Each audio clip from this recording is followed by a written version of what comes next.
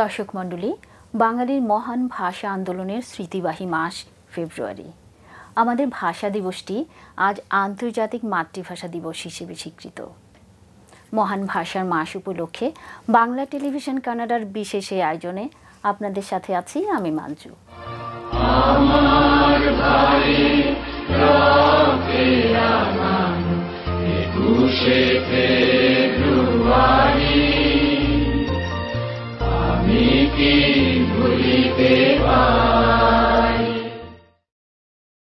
একুশে ফেব্রুয়ারি এখন আর বাঙালির একার নয়।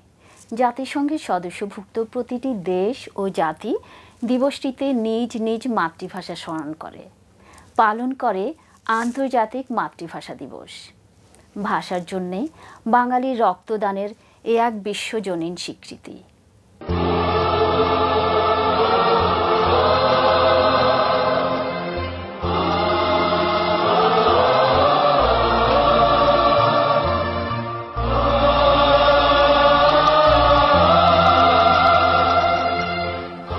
দেখছেন বাংলা টেলিভিশন কানাডার আন্তর্জাতিক মাতৃভাষা দিবস উপলক্ষে বিশেষ অনুষ্ঠান।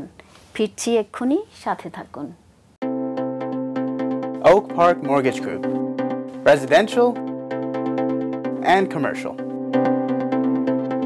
Our services: first and second mortgages, refinancing, home equity line of credit, pre-approvals, working with a variety of lenders. We care and we're committed. Oak Park Mortgage Group, 55 Lebovic Avenue, Unit C112, Toronto, Ontario, 416-757-4224.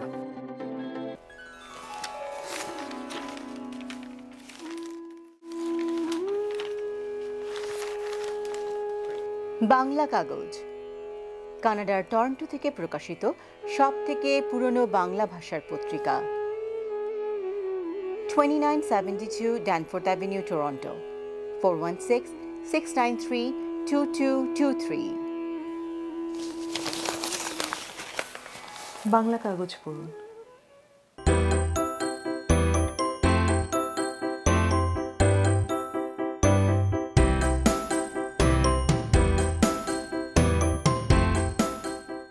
Greater Toronto এলাকায় real estate ক্রয় বা বিক্রয়ের জন্য অভিজ্ঞতম realtor Sajjad Ali. 416-879-7141। আপনার সেবায়, আপনার পাশে সব সময়।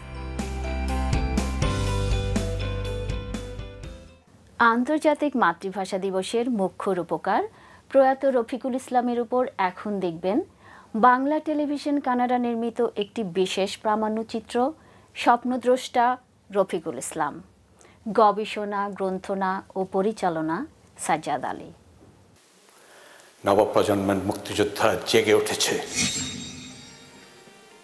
তোমরা সাবধান, হুঁশিয়ার। ৭১ যেই ভুল হয়েছে, যুদ্ধ হয়েছে, সমাপ্ত হয়নি, এবার সমাপ্তি ইনশাল্লাহ। আমি নতুন প্রজন্মের মুক্তিযোদ্ধাকে অনেক দূর থেকে শুধু এই দাবি নিয়ে যে বাংলাদেশে মতো একটি দেশে আমার জন্মগ্রহণ করার সুযোগ হয়েছে, সেই দাবি নিয়ে আমি তোমাদেরকে সমর্থন করছি, তোমাদের পাশে আছি। বিজয় তোমাদের সুনিশ্চিত ইনশাল্লাহ। দিগন্তরে অমর একুশে যুগ যুগান্তরে ছড়িয়ে গেল আজ কিমন্তরে মুক্তিকামী মানুষের অন্তরে ওই একুশে।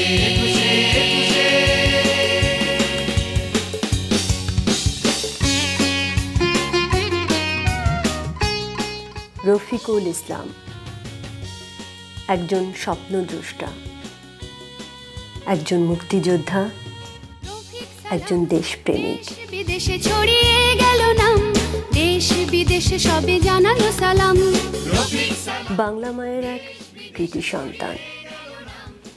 আন্তর্জাতিক মাতৃভাষা দিবসের রূপকার রফিকুল ইসলাম পৃথিবীর বিভিন্ন দেশে দেশে ছোট ছোট জাতি ও নৃগোষ্ঠীর নিজস্ব ভাষা লুপ্ত হয়ে যাওয়ায় যার মন কেঁদেছিল।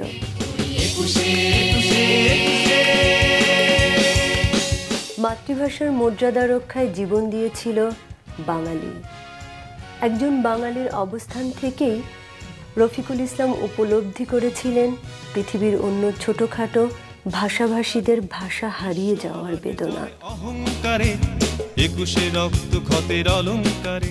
তাই তো তিনি স্বপ্ন দেখেছিলেন বছরের অন্তত একটি দিন সকল ভাষার মানুষ তাদের নিজের মাতৃভাষাকে স্মরণ করবে, আর দিনটি হবে 21শে ফেব্রুয়ারি। মাতৃভাষা রক্ষার লড়াইয়ে বাঙালির রক্ত মাখা সেই দিন। ওরা আমার মুখের ভাষা কাইরা নিতে চায়, ওরা আমার মুখের ভাষা কাইরা নিতে চায়, ওরা কথায় কথায় শিকল পরায় আমার হাতে পায়, ওরা কথায় কথায়, ওরা কথায় কথায় শিকল পরায় আমাদেরই হাতে পায়, ওরা আমার মুখের ভাষা। 1971-এ দেশের সার্বভৌমত্বের জন্য, দেশের স্বাধীনতার জন্য স্বপ্ন দেখেছিলেন আরও লক্ষ লক্ষ তরুণের মতো তিনিও যুদ্ধে ঝাঁপিয়ে পড়েছিলেন। একজন রফিকুল ইসলামের মতো আরও লক্ষ লক্ষ তরুণের এই জীবন বাজি রেখে যে যুদ্ধ করেছিলেন, তার বিনিময়ে আমরা পেয়েছি স্বাধীন সার্বভৌম বাংলাদেশ। উনার বিখ্যাত দুটো স্বপ্নীল চোখ সবাই জানেন। উনি স্বপ্ন দেখতেন, কিন্তু উনি স্বপ্নের বাক্য নবাব ছিলেন না, উনি ছিলেন স্বপ্নের কর্মদানব। উনি স্বপ্ন দেখতেন এবং স্বপ্নের পেছনে কাজ করতেন এবং স্বপ্নের পেছনে আমাদেরকে দিয়েও কাজ করিয়ে নিতেন। তিনি যখন স্বদেশ ছেড়ে প্রবাসী হলেন, তখন তিনি আরেকটি বড় আকারের স্বপ্ন দেখলেন। সেটি হচ্ছে 21শে ফেব্রুয়ারিকে আন্তর্জাতিক মাতৃভাষা দিবস করবার স্বপ্ন, অর্থাৎ প্রতীকী অর্থে শহীদ মিনারকে ঢাকা থেকে সমগ্র বিশ্বে ছড়িয়ে দেওয়ার স্বপ্ন। সেই স্বপ্নটিতেও তিনি সফলকাম হয়েছিলেন। স্বপ্নের ছোট বড় নেই। রফিকুল ইসলাম ছিলেন ড্রিমার এবং ডুয়ার। তিনি স্বপ্ন দেখতেন, স্বপ্ন দেখাতেন, স্বপ্ন বাস্তবায়নের জন্য সক্ষম ছিলেন এবং লেগে থাকতে পারতেন। এই যে ওনার অবিশ্রান্ত প্রচেষ্টা, তার ফলেই আমাদের দেশের তরফ থেকে, আমাদের জাতির তরফ থেকে বিশ্ব মানবকে একটা এরকম অনন্য মৌলিক একটা উপহার দেওয়া সম্ভব হয়েছে। এবং এই সংগ্রামের একটা দিকও দেখতে হবে যে ওনার ভেতরে স্বপ্নিক এবং যোদ্ধা, এই দুটো পরস্পর বিরোধী চরিত্রের একটা অনন্য ক্রৌঞ্চ মিথুন ছিল। যে উনি স্বপ্নের এমন যোদ্ধা ছিলেন যে দুর্বৃত্তের তরবারিকে উনি স্বপ্নের পুষ্প দিয়ে চিরকালের জন্য চূড়ান্তভাবে পরাজিত করে গেছেন। এরপরে দুনিয়াতে আর কখনো কোনো দুর্বৃত্তের সাহস হবে না আর কোনো মাতৃভাষার গলার উপরে চেপে বসবার। এই টুংটুঙা টুং দোতারা আর শাড়িন্দা বাজাইয়া গায়ের যোগী ভিক্ষা মাগে প্রেমের শাড়ি। বাংলাদেশের কুমিল্লা জেলা শহরের রাজবাড়ী কম্পাউন্ডের এক সম্ভ্রান্ত পরিবারে রফিকুল ইসলামের জন্ম। বাবা আব্দুল গনি এবং মা করিমুন্নেসা গনির 10 সন্তানের মধ্যে রফিক অষ্টম। পাড়ার হরে কৃষ্ণ পাঠশালায় রফিকের শিক্ষা জীবনের হাতেখড়ি। এরপর গিরিধারী প্রাথমিক বিদ্যালয়, কুমিল্লা হাই স্কুল থেকে মাধ্যমিক, ভিক্টোরিয়া কলেজ থেকে উচ্চ মাধ্যমিক ও স্নাতক, এবং ঢাকা বিশ্ববিদ্যালয় থেকে রফিকুল ইসলাম হিসাব বিজ্ঞানে স্নাতকোত্তর ডিগ্রি অর্জন করেন 1980 সালে। আমরা পাশাপাশি বাড়ি, একসাথে স্কুলে যেতাম। আমরা প্রথম পাঠশালায় একসাথে গিয়েছি। সবসময় ওর একটা ভাবনা ছিল, চিন্তা করার শক্তি ছিল এবং নেতৃত্ব দেওয়ার একটা প্রবণতা ছিল। সে 69-এর গণ অভ্যুত্থানের সময়, 70-এর নির্বাচনের সময় আমরা রফিককে পেয়েছি আমাদের সাথে সহকর্মী হিসাবে। প্রতিটি মিছিলে সে আমাদের সাথে জয়েন করেছে। স্বাধীনতা যুদ্ধের সময়ে আমরা যখন কুমিল্লা ভিক্টোরিয়া কলেজ থেকে সাইক্লোস্টাল মেশিন নিয়ে এবং চেষ্টা করেছি কিছু একটা বের করার জন্যে, পাবলিককে জানানোর জন্যে, কুমিল্লা শহরের লোকজনকে জানানোর জন্যে, তখন সে আমাদেরকে অনেক সহায়তা করেছে। যা পেয়েছি রফিকের কাছ থেকে আমরা ব্যক্তিগতভাবে আমি কখনো ভুলতে পারবো না। চুমা দিয়া লইতো বলে আরো আদর কইরা কইতো মোরে আইছান আমার বুকে আয়, আদর কইরা আরো আদর কইরা কইতো মোরে আইছান আমার। কুমিল্লা ভিক্টোরিয়া কলেজে অধ্যয়নকালে 1969 ও 1970-এর গণজাগরণের সক্রিয় কর্মী রফিকুল ইসলাম 1971-এ মুক্তিযুদ্ধে ঝাঁপিয়ে পড়েন। কারো দেশে নাই, আহা বাংলা বিনে কারো দেশে নাই। এই মায়ের মুখের মুজিব বাহিনী দ্বিতীয় ব্যাচের এই বীর যোদ্ধা ভারতের দেরাদুন থেকে ট্রেনিং সম্পন্ন করে কুমিল্লা অঞ্চলের বিভিন্ন গেরিলা অপারেশনে সাহসিকতার সাথে যুদ্ধ করে দেশকে শত্রুমুক্ত করেন। এই ভাষারি লাইগা যারা মায়ের দেবদুলাল, দেশের মাটি বুকের খুনে কইরা গেছে লাল। আসলে রফিকের সাথে আমি যুক্ত হই দেরাদুনের তানলুয়া ট্রেনিং সেন্টারে। প্রথম তাকে দেখি এবং সেখানে আমরা 2 মাস একত্রে ট্রেনিং করি, বেশ বন্ধুত্ব গড়ে ওঠে এবং ট্রেনিং পরবর্তীকালে আমরা আবার ফিরে আসি বাংলাদেশের অভ্যন্তরে। সে যায় কুমিল্লাতে, আমি আসি ব্রাহ্মণবাড়িয়াতে। ট্রেনিং ক্যাম্পে যখন আমরা পাশাপাশি থাকতাম, প্রায় সময় লক্ষ্য করে দেখতাম বিভিন্ন ট্রেনিং সংক্রান্ত কাজে তাকে বেশ অগ্রগামী থাকতে। প্যারেড গ্রাউন্ডে যাওয়া, ট্রেনিংয়ের সময় বিভিন্ন ইনস্ট্রুমেন্ট চালানোর সময় তাকে বেশ অ্যাডভান্স দেখতাম। যখন রাত্রে আমরা নাইট মার্চে যেতাম তখন তাকে দেখতাম সবার আগে রেডি হয়ে প্যারেড গ্রাউন্ডে গিয়ে হাজির। সে যেন কেমন একটা অধীর আগ্রহে অপেক্ষা করছিল কীভাবে ট্রেনিং শেষ করে যত তাড়াতাড়ি সম্ভব অস্ত্র হাতে বাংলাদেশের অভ্যন্তরে প্রবেশ করা যায়। এই যে তার আগ্রহ, এই যে তার উদ্যম, সেটাই পরবর্তীকালে তাকে একজন ভালো যোদ্ধা হিসেবে গড়ে তোলে। তার ভাটিয়াল গানের সুরে 1995 সালে রফিকুল কানাডা আসেন এবং স্থায়ীভাবে বসবাস করতে থাকেন ব্রিটিশ কলম্বিয়া স্টেটের ভ্যাঙ্কুভার নগরীতে। রফিকুল ইসলামের স্ত্রী বুলি ইসলাম এবং 2 সন্তান জ্যোতি ইসলাম ও জয়ন্ত ইসলাম। প্রবাসের কঠিন জীবনও বাংলাদেশকে নিয়ে তার স্বপ্ন দেখা থামাতে পারেনি। প্রতিনিয়ত তিনি দেশের জন্য নতুন নতুন স্বপ্ন দেখতেন, দেশের কল্যাণ চিন্তা করতেন সর্বদাই। এরই ধারাবাহিকতায় আমাদের ভাষা দিবস 21শে ফেব্রুয়ারিকে বিশ্বজনীন মর্যাদা দেবার এক কল্পচিত্র নিয়ে তিনি কাজ শুরু করেন। কানাডার ভ্যাঙ্কুভারে বহু ভাষার ও বহু জাতির প্রতিনিধিত্ব রেখে বন্ধু আব্দুল সালামকে নিয়ে মাদার ল্যাঙ্গুয়েজ লাভার্স গ্রুপ নামে একটি সংগঠন গড়ে তোলেন। এই সংগঠনের ব্যানারে রফিকুল ইসলাম অক্লান্ত পরিশ্রম করতে থাকেন 21শে ফেব্রুয়ারিকে আন্তর্জাতিক মাতৃভাষা দিবসের মর্যাদায় প্রতিষ্ঠার জন্য।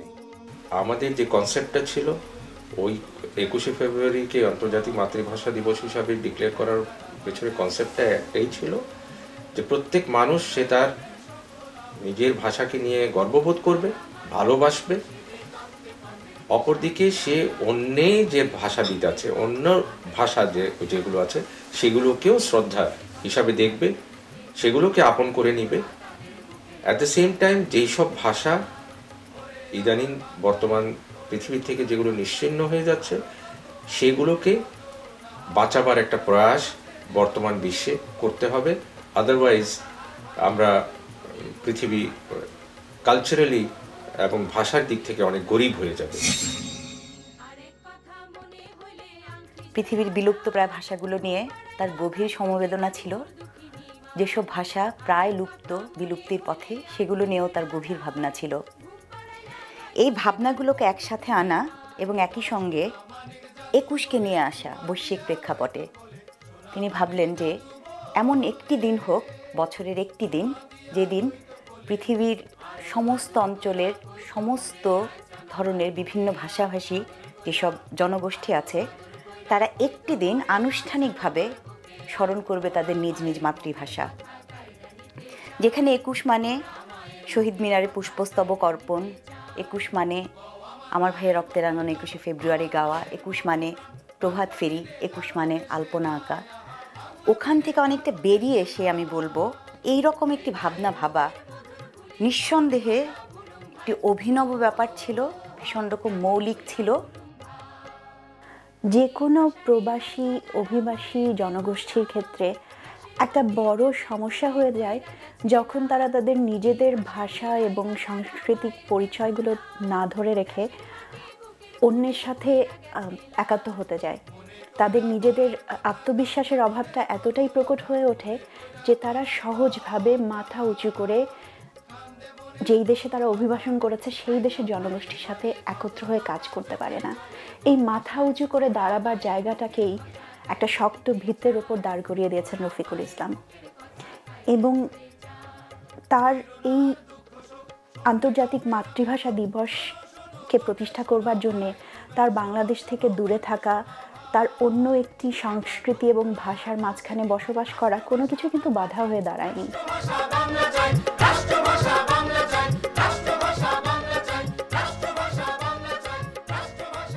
9 জানুয়ারি 1998 Rafiqul Islam mother language lovers group সংগঠনের পক্ষ থেকে জাতিসংঘের তৎকালীন মহাসচিব কফি আনানের কাছে 21শে ফেব্রুয়ারিকে আন্তর্জাতিক মাতৃভাষা দিবস ঘোষণার আনুষ্ঠানিক প্রস্তাব উত্থাপন করেন।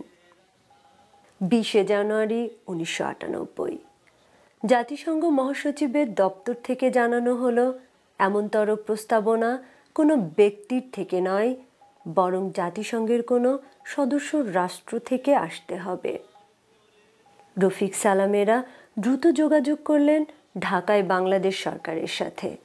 সৌভাগ্যবশত বাংলাদেশের রাষ্ট্র ক্ষমতায় তখন মুক্তিযুদ্ধের পক্ষের শক্তি বঙ্গবন্ধু কন্যা শেখ হাসিনা প্রধানমন্ত্রী।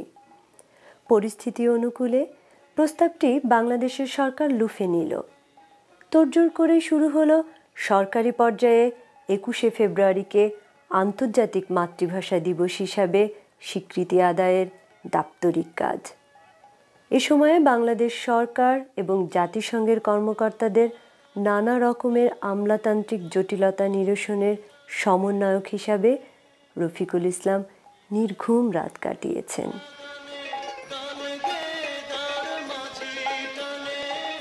অবশেষে এলো সেই কাঙ্ক্ষিত দিন, নভেম্বর 17, 1999। ইউনেস্কোর 188টি সদস্য রাষ্ট্রের সর্বসম্মত সিদ্ধান্তে 21শে ফেব্রুয়ারির দিনটি আন্তর্জাতিক মাতৃভাষা দিবস হিসেবে ঘোষিত হল। রফিকুল ইসলামের স্বপ্নটি বাস্তবে রূপ নিল।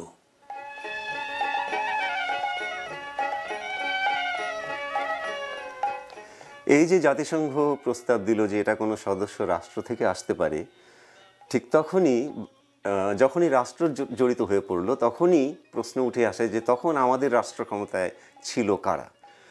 আমরা ঐতিহাসিকভাবে আমাদের রাষ্ট্র ক্ষমতায় দুটো দল দেখি। এক দল যথেষ্ট সীমাবদ্ধতা থাকা সত্ত্বেও আমাদের মুক্তিযুদ্ধের পক্ষে কিছু কাজ করে এবং চেতনাটা ধরে রাখার চেষ্টা করেছে। আরেক দল, তাদের একটা অংশীদার একেবারেই পাকিস্তানপন্থী, যে পাকিস্তান 1952 সালের রক্তস্রোতের জন্য প্রত্যক্ষভাবে দায়ী এবং অপরাধী। তো আমার মনে হয় যে সেই রাজনৈতিক দল যদি ক্ষমতায় থাকতো তাহলে তাদের অতি স্পর্শকাতরতার জন্য হয়তো আমাদের এই রফিক সাহেবের এই প্রস্তাবটা হয়তো ড্রেনে চলে যেত, আমাদের এই সাফল্যের মুখ দেখতে পারতো না।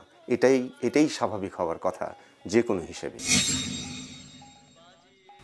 আন্তর্জাতিক মাতৃভাষা দিবসটি যেদিন ডিক্লেয়ার হয় ইউনেস্কো থেকে, তখন প্রথম সে ছিল কাজের জায়গায় তাকে ফোনে জানানো হয়। সে এত খুশি হয়েছিল সে যে কাকে বলবে, সে প্রথম তার বড় ছেলেকে, আমার বড় ছেলে জ্যোতি, তাকে ফোনে জানায়। তারপর আমিও কাজে ছিলাম, আমাকেও জানায়। তারপরে তো রাত্রে 11টা সাড়ে 11টা পরে সে বাসায় ফিরল। বাসায় ফিরে তাকে যখন জিজ্ঞেস করলাম যে আজকে এই খবরটা শুনে তোমার কি মনে হলো, তখন সে খালি বলল যে আজকের মতো খুশি আমি বোধহয় জীবনে হইনি। যেমন 16ই ডিসেম্বর দেশ স্বাধীন করে যখন কুমিল্লা ঢুকলাম, ঠিক সেই দিন যে এরকম খুশি হয়েছিলাম, ঠিক আজকে আমার সেই একই রকম খুশি।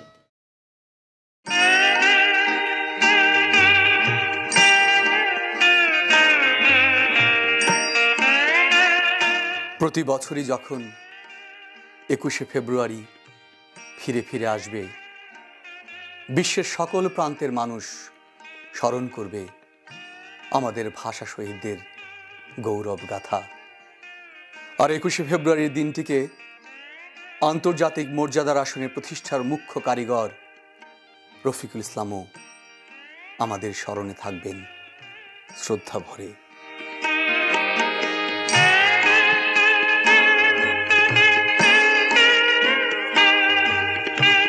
20শে নভেম্বর 2013, 63 বছর বয়সেই ভ্যাঙ্কুভার জেনারেল হসপিটালে চিকিৎসাধীন অবস্থায় চিরবিদায় নিলেন রফিকুল ইসলাম।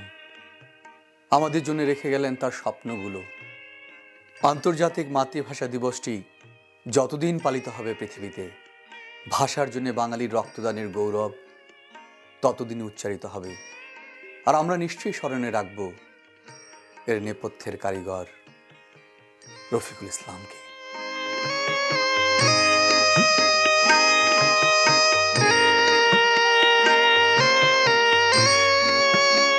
নবপ্রজন্মের মুক্তিযোদ্ধা জেগে উঠেছে, তোমরা সাবধান, হুঁশিয়ার।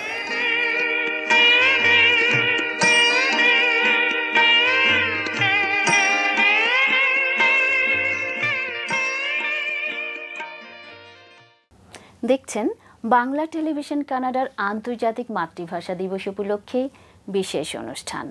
ফিরছি এক্ষুনি, সাথে থাকুন।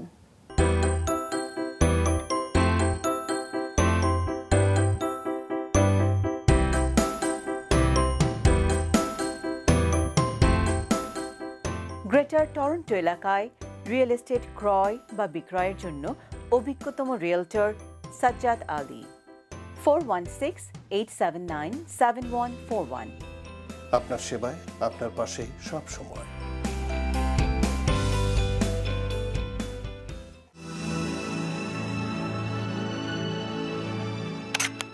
পল্টু কুমার শিকদার, টরন্টোতে বাংলাভাষী Canadian barrister. Immigration, criminal law, real estate সহ যে কোনো বিষয়ে আইনগত পরামর্শের জন্য নির্ভরযোগ্য ও বিশ্বস্ত। 416-740-2957।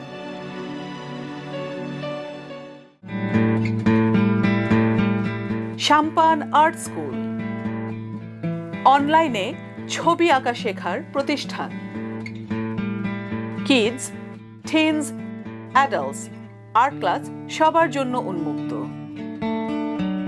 যোগাযোগ নুরুন্নাহা Shukti 647-706-7430। সাম্পান art school.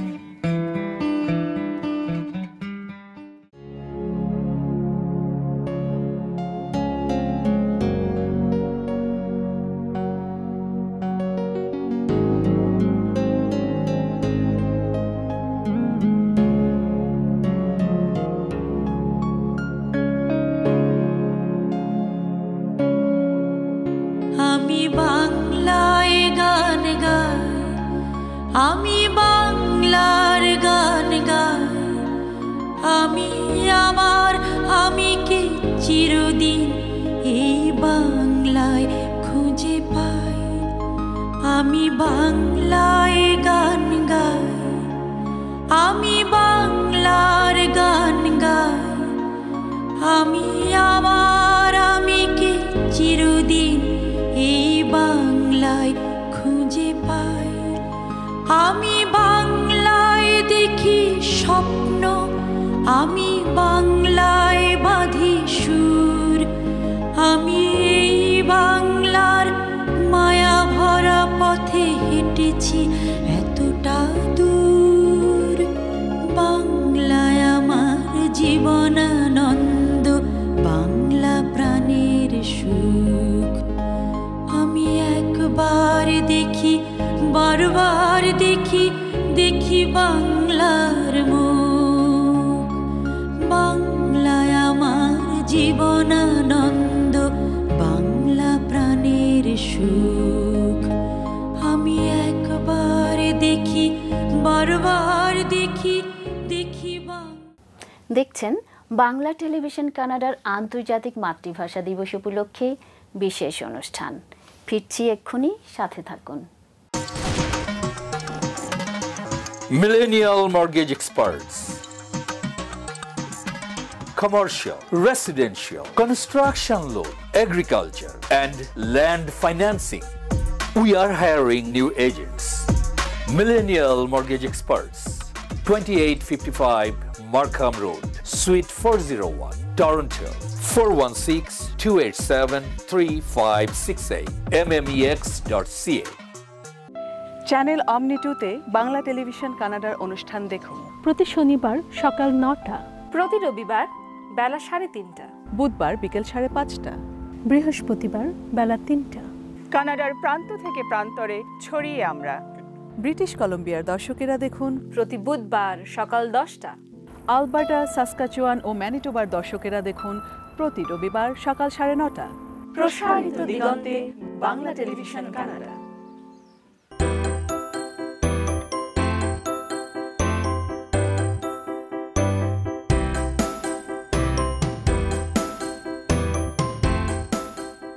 Greater Toronto এলাকায় রিয়েল এস্টেট ক্রয় বা বিক্রয়ের জন্য অভিজ্ঞতম রিয়েলটর সাজ্জাদ আলী। 416-879-7141। আপনার সেবায়, আপনার পাশে সব সময়। দর্শক, এই ছিল আমাদের আজকের আয়োজন। আপনাদের সকলকে ধন্যবাদ আমাদের সাথে থাকার জন্য। পরবর্তী অনুষ্ঠান চ্যানেল অমনি 2-তে দেখার আমন্ত্রণ রইল। সে পর্যন্ত আপনারা সবাই ভালো থাকুন, সুস্থ থাকুন, আর বাঙালির সাথে বাংলা বলুন। আমি আমার আমিকে চিরদিন এই বাংলায় খুঁজে পাই। আমি বাংলায় গান গাই, আমি বাংলার গান গাই। আমি আমার আমিকে চিরদিন এই বাংলায় খুঁজে পাই। আমি বাংলায় দেখি স্বপ্ন, আমি